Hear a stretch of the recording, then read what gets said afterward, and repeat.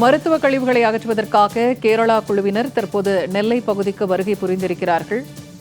அதிகாரிகளுடனான ஆலோசனைக்கு பிறகு மருத்துவ கழிவுகளை அகற்றும் பணி நடைபெற உள்ளது என்ற தகவல் வெளியாகியிருக்கிறது.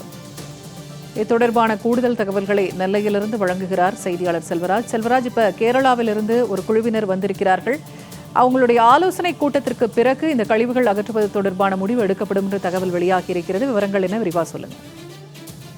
நிஸ்வா பூர்ணிமா, நெல்லை மாவட்டத்தில் பேட்டை அருகே உள்ள கோடகநல்லூர், பழவூர், மொண்டா நகரம், சீதப்பற்பநல்லூர், அரிகேசநல்லூர் மற்றும் மேலத்துடியூர் உள்ளிட்ட 10க்கும் மேற்பட்ட இடங்களில் கேரளா மாநிலத்தில் உள்ள திருவனந்தபுரம் புற்றுநோய் மண்டல மருத்துவமனையில் இருந்து அங்குள்ள கழிவுகள் அனைத்தும், மருத்துவ கழிவுகள் அனைத்தும் கொட்டப்பட்டுள்ளதாக கடந்த வாரம் ஞாயிற்றுக்கிழமையிலிருந்தே ஊடகங்கள் செய்திகள் பதிவு வருகிறது.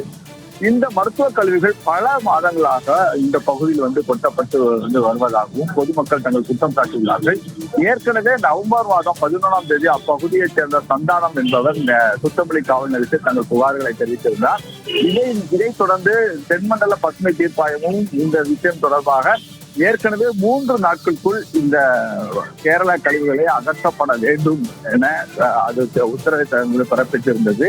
ஏற்கனவே கேரளா மாநிலத்தில் இருந்து மாசு கட்டுப்பாட்டு வாரிய அதிகாரிகளும் சுகாதாரத்துறை அதிகாரிகளும் நேரடியாக தங்கள் ஆய்வுகளை மேற்கொண்டார்கள். அப்போது அவர்கள் தங்களுடைய கேரளா மாநிலத்தில் உள்ள ஆபத்தை விளைவிக்கக்கூடிய கழிவுகளாக இது இல்லை என தெரிவித்தார்கள்.